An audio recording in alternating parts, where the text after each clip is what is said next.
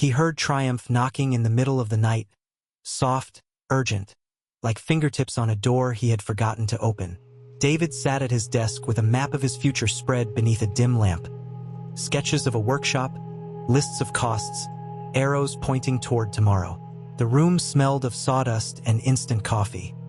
His hands shook not from fear, at least that's what he told himself, but from the weight of a plan carried too long by a single pair of shoulders. Outside, the village dozed. A dog barked once and settled. A shutter sighed in the wind. David's window framed the dark ridge of the hills, the same hills he had sworn to climb alone. He had grown up staring at them the way some stare at the moon, believing the impossible wasn't impossible, only impatient. One day, he had promised the stars, there'll be a place where ideas become tools and tools become change. He believed it so fiercely that he had refused company the way a traveler refuses extra baggage. He had sold his old bicycle to buy a second-hand drill.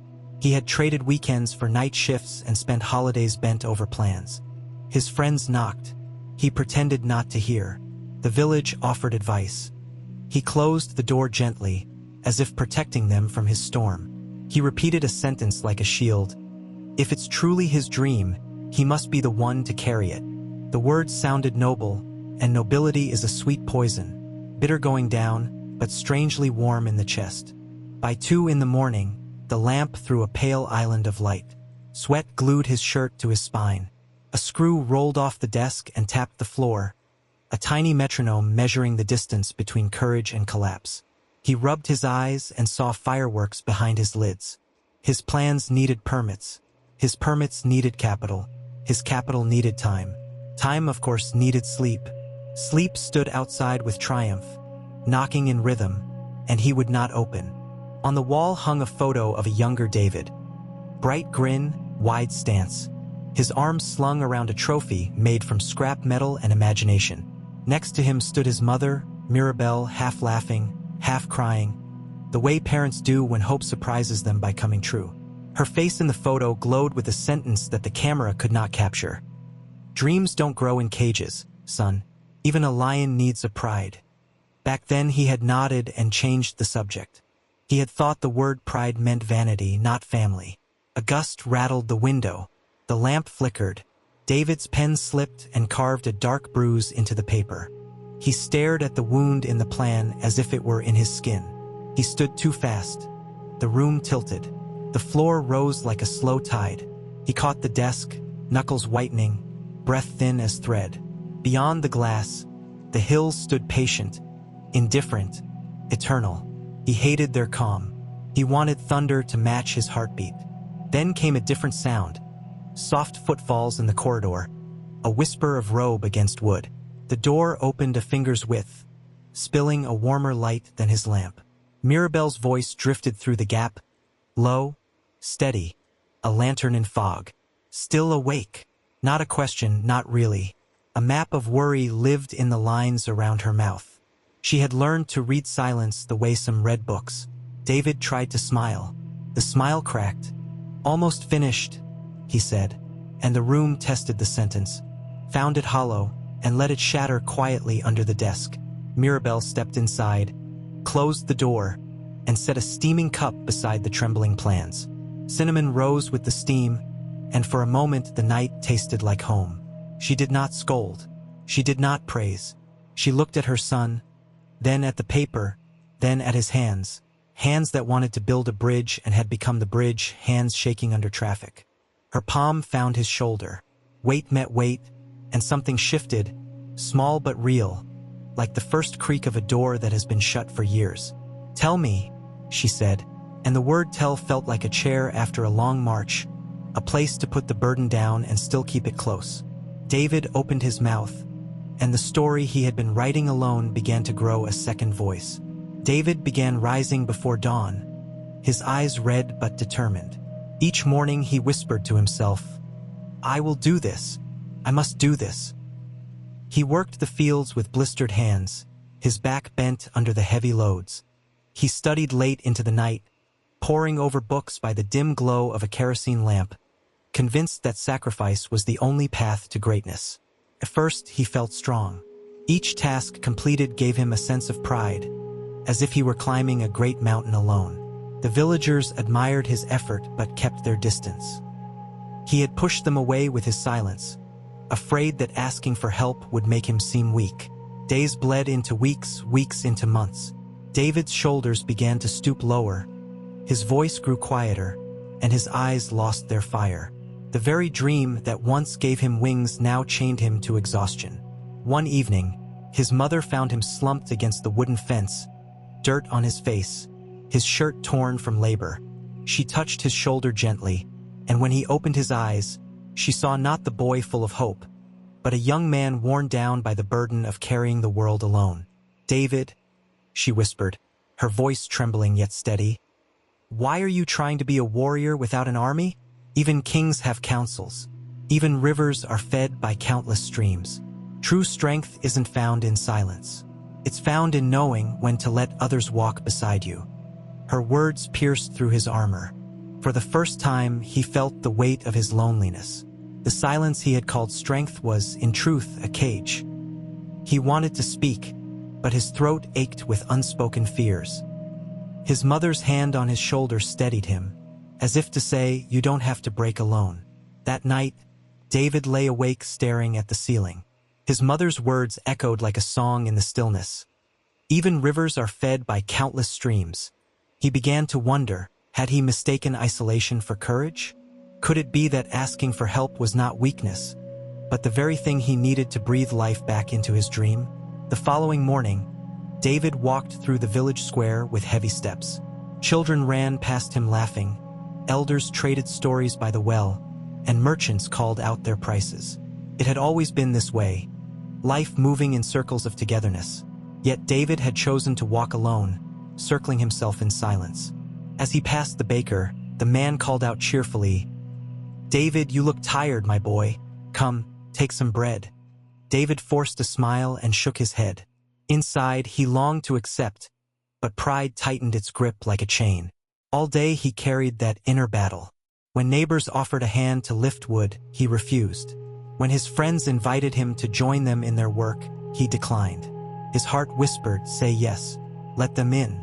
But his pride shouted louder, "If you accept help, you prove you are not strong enough." That night, as the sky turned purple and the stars flickered awake, David sat by the old oak tree at the edge of the village. He pressed his palms against the earth as if to steady himself from falling inward. Memories of his mother's words returned again and again. Even rivers are fed by countless streams. He thought of the hills that loomed beyond the village, majestic and unshaken. He had admired them for years, yet even those hills were shaped by countless drops of rain, countless winds, countless seasons. Not even the mountains stood alone. David clenched his fists. "Am I a fool?" he whispered. He had worked so hard to prove he could rise by himself, yet he was sinking deeper with every step. His dream felt like a fortress he had built without doors, safe from others but impossible to enter. A voice startled him from his thoughts. It was Miriam, a childhood friend, carrying a basket of herbs. She smiled kindly and asked, "David, why do you always sit here alone? You used to laugh with us, dream with us. Now you look like the sky before a storm." He opened his mouth, then closed it again. The words burned inside him, desperate to escape. "I'm weary. I'm drowning. I need help." But still, pride built its walls higher. He only managed a half smile and said, "I'm fine." Miriam studied him for a moment, then gently placed a sprig of rosemary in his hand. "Strength doesn't always mean standing tall by yourself," she said softly. "Sometimes it means leaning before you break." With that, she walked away, leaving the scent of rosemary and the weight of truth behind. For the first time, David felt his pride tremble. It did not fall, but it cracked, just enough for light to begin slipping in. The next morning, David awoke with the rosemary sprig still resting on his desk. Its scent lingered in the air, sharp and earthy, reminding him of Miriam's words. "Sometimes it means leaning before you break." He turned the sprig over in his hands and thought of the cracks forming in his pride. For years, he had believed asking for help would make him appear small. Yet now, Exhaustion had carved its truth into his bones. Alone, he was shrinking anyway. He stared at his calloused hands, once steady and strong, now trembling like leaves in the wind. If I keep going like this, he thought, I will lose the dream before it even begins. That day, David walked again through the village square. The baker waved as usual, children laughed, and merchants sang out their prices. But this time, David did not rush past them with his head down. He slowed, listening to the rhythm of community he had long ignored. At the blacksmith shop, he stopped. The forge glowed bright, sparks leaping like fireflies. Elias, David began, his voice rough, I've been trying to build a workshop for the village, but the truth is, I can't carry all of it alone. Elias set down his hammer, surprised. David's words hung in the air, heavier than iron, but also more freeing. It's about time you said that, the blacksmith replied with a grin. Your dream is a good one, but no dream grows in a single pair of hands. Tell me what you need. The words pierced David's chest. Tell me what you need. For years, he had silenced that very sentence inside himself. Now, hearing it spoken aloud, he felt something shift, as if the fortress around his heart had finally revealed its door. Encouraged, he walked to the carpenter, then to the farmer, and finally to Miriam, who smiled knowingly when he spoke. Each time, the same miracle happened. People didn't see weakness in his request. They saw trust. They saw an invitation to walk beside him. By evening, David sat beneath the oak tree once more. Only this time, he was not alone. A few villagers gathered around him, eager to hear his plans. For the first time, the map of his dream no longer looked like a battlefield to conquer. It looked like a table to share. His mother watched from the window of their home, her heart swelling. She saw the son who once believed solitude was strength now surrounded by voices, laughter, and willing hands. She whispered a quiet prayer of thanks. The river has found its streams. And David, though still uncertain, felt lighter than he had in years. The following week, the quiet hum of the village transformed into a steady song of labor. Where once only David's footsteps echoed in the early dawn, now others joined him, boots crunching on gravel, voices greeting the morning with warmth. At the edge of the square, the beginnings of David's workshop rose. Wooden beams stood like young trees, their frames lifted by many hands. The blacksmith provided iron nails, the carpenter shaped sturdy planks, and even children carried small stones to line the foundation. Each villager brought something of their own, and together the pieces began to fit. David watched in awe. For so long, he had pictured himself building alone, his hands blistered and back bent beneath the dream. But now, when one man's strength faltered, another's hands steadied the weight. When a problem arose, minds gathered to solve it. The burden that had once felt crushing was suddenly lighter, not because the work was less, but because it was shared. In the evenings, they sat around a fire near the construction site. Bread was passed from hand to hand, stories were told, laughter rang out. For the first time in years, David felt the warmth of belonging. It wasn't only his dream anymore, it was theirs. Still, a quiet voice of doubt lingered inside him. As he looked around at the villagers working so eagerly, he wondered, do they truly believe in this dream, or are they only helping me out of kindness? Pride still whispered, tugging at him. If they leave, will you collapse again? Sensing his unease, Miriam leaned toward him one evening as sparks rose into the star-filled sky. David, she said gently, do you see what's happening? This isn't just your dream anymore. It's become ours. When you asked for help, you gave us the chance to be part of something greater than ourselves. Don't fear their leaving, fear never letting them in. Her words settled deep within him. He looked at the glowing faces around the fire, faces of neighbors who had once been strangers to his journey, and felt a truth blossom in his chest. Success was never meant to be carried in silence. It was meant to be sung together, like a chorus. As the night wore on, his mother watched from the shadows, her lips curved into a knowing smile. She had always believed her son's dream was not just for him but for the village, for the generations yet to come. And now, she saw it unfolding, step by step, brick by brick, hand in hand. For the first time, David allowed himself to whisper into the night, "I'm not alone anymore." The workshop grew taller each day, its walls rising with the rhythm of many hands. The sound of hammers echoed across the village like a heartbeat, steady, strong, alive. David walked among the workers, offering guidance, sometimes joining in, sometimes simply watching in amazement as his dream took shape faster than he had ever imagined. But as the structure neared completion, a new challenge appeared, not of wood or stone, but of trust. One afternoon, Elias the blacksmith approached David. "The roof beams are heavy. We'll need a pulley system, otherwise we risk breaking them or injuring someone." David hesitated. He had designed every detail alone months ago, and in his plans there was no pulley system. His instinct was to shake his head, to insist on his way. Pride stirred in him, whispering, "This is your dream. If you let them change it, is it still yours?" But then he looked around. The carpenter, the farmer, the children. They were all waiting, not just for his orders, but for his trust. He remembered Miriam's words by the fire. "When you asked for help, you gave us the chance to be part of something greater." Taking a slow breath, David nodded. "Build the pulley system." The relief in Elias's eyes was clear, and within hours the beams were lifted safely into place. The roof rose, strong and true. David stood back, humbled. His dream had not been weakened by others' ideas, it had been strengthened. That evening, as the sun bled gold across the sky, his mother joined him at the edge of the site. She touched his arm and said, "Do you see now? Asking for help wasn't the end of your strength. It was the beginning of it." David swallowed hard, the truth finally settling deep into his heart. "I thought I had to carry it alone," he admitted. "But alone I was breaking. Together, we are building something I never could have built myself." His mother's smile was tender, filled with quiet triumph.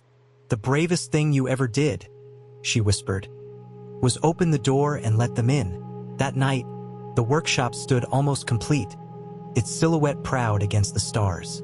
And for the first time, David no longer feared the dream slipping away, because it no longer lived in his hands alone. It lived in the hearts of many. The day the workshop was finished, the whole village gathered.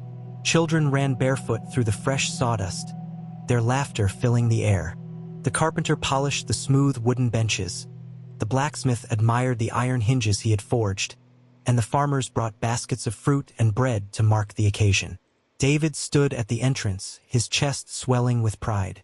Yet this time it was not the pride of isolation, the brittle, fragile kind that breaks under pressure.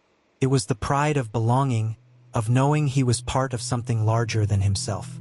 As the villagers cheered, Miriam approached with a garland of wildflowers. She placed it in his hands and said, "This is not just your victory, David. It belongs to all of us." David smiled, but inside, a quiet unease stirred. For months, he had dreamed of this moment, his workshop standing tall, the village celebrating. He had imagined giving a speech, receiving their praise, proving that he had done it. But now, as he looked around at the glowing faces, he realized the truth. He hadn't done it alone. When the villagers called for him to speak, David stepped forward. His heart pounded, not from nerves, but from humility. "This workshop began as my dream," he began. "I thought I had to build it with my own hands, carry it on my own shoulders. But I was wrong. Alone, I nearly broke. Alone, I would have failed. It was only when I opened my heart and asked for help that this dream became real. Every nail, every beam, every stone here carries the mark of your hands. This place belongs to all of us."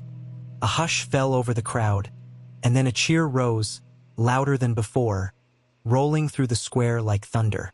People clapped his back, lifted him onto their shoulders, and laughed with joy. Yet in the midst of the celebration, David felt something deeper than triumph. He felt peace. Later, as the night grew quiet and the villagers drifted home, David sat alone inside the workshop. The air smelled of fresh wood, and the lantern light cast warm shadows across the walls. His mother joined him, carrying 2 cups of tea. "You spoke well," she said softly, handing him a cup. David sipped, the warmth steadying him. "For so long I thought strength meant standing alone. But I see now it means standing together. It means letting others carry you when your knees shake. Mirabel touched his cheek with her calloused hand. And that, my son, is the lesson most people take a lifetime to learn. In the stillness of the workshop, David finally understood. The dream was not just about building a place of work. It was about building a place of belonging. And that, he knew, was only possible because he had let others walk beside him. The weeks that followed turned the workshop into the beating heart of the village. At dawn, its doors opened, and soon the air filled with the sounds of chisels, hammers, and voices weaving together like threads in a grand tapestry. Farmers came to repair their tools, children to learn simple crafts, and travelers to trade ideas. David walked through the space each day, marveling. Where he had once imagined himself laboring alone, now dozens of hands worked side by side. A broken plow was fixed before the sun set, a new loom built for the weaver, a set of chairs carved for the schoolhouse. Every task seemed small, yet together they began reshaping the village's life. One evening, as the golden light poured through the high windows, Miriam approached him. "Do you see what's happening, David? Your dream didn't just build walls and a roof. It built a future." David nodded, though his expression was solemn. "And with it comes responsibility. These people look to me now, not as someone who does everything, but as someone who leads." Miriam smiled. "Then lead not with pride, but with the same humility that opened this door in the first place." That night, David thought long about her words. Leadership had once meant doing everything himself. But now he understood true leadership was not about carrying the heaviest load. It was about guiding others so the load was shared. His first test came sooner than he expected. A shipment of wood meant for the workshop was delayed, leaving several projects unfinished. Murmurs of frustration rippled through the workers. For a moment, David felt the old instinct rise, to step in, to fix it all himself. But then he stopped. Instead, he gathered the villagers. "We have a problem," he said simply. "The wood hasn't arrived. What can we do together to solve this?" Ideas sparked. Some suggested using leftover beams, others offered to donate planks from their barns, and a few proposed carving smaller tools while they waited. By nightfall, the work had shifted, progress continued, and the tension dissolved. David realized then that his role was no longer to be the lone builder. His role was to be the voice that invited others to rise with him. And in that shift, he discovered a power greater than any strength of muscle, the power of unity guided by trust. As the workshop lights glowed against the evening sky, his mother stood watching, pride in her eyes. She had seen her son stumble under the weight of solitude, but now she saw him standing tall, not because he bore the dream alone, but because he had learned to share it. And so the village grew, not just in buildings or tools, but in spirit. For David's dream had become their dream, and together they were shaping a tomorrow brighter than any one person could imagine. News of the workshop traveled beyond the hills. Travelers passing through carried stories of a village where people worked together, where dreams were built not by one but by many. Soon, visitors began arriving. Merchants with new tools, apprentices seeking to learn, even elders from nearby towns curious about this place of unity. At first, the growth felt exhilarating. The workshop buzzed with fresh energy. More projects were started than ever before. New carts for the farmers, musical instruments for the children, strong gates for the village entrance. But with growth came new tension. One evening, Elias the blacksmith pulled David aside. "Too many requests, David. We can't keep up. We need order or we'll collapse under the weight of success." David frowned. He had dreamed of this, the workshop alive with people, ideas, and opportunity. Yet now he faced the danger of chaos. His old pride whispered again. "Step in. Control it all. Do everything yourself." The voice was tempting, familiar, but he remembered his mother's steady hand, Miriam's rosemary sprig, and the chorus of villagers lifting beams together. He closed his eyes and breathed deeply. Then he gathered everyone.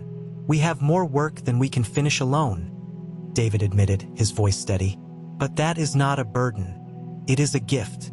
The solution is not for me to do more. The solution is for us to organize together." So he divided the work. Elias oversaw all metalwork, the carpenter led woodcraft, the farmers handled supply, and Miriam organized learning for the children who wished to apprentice. The load no longer bent toward David alone.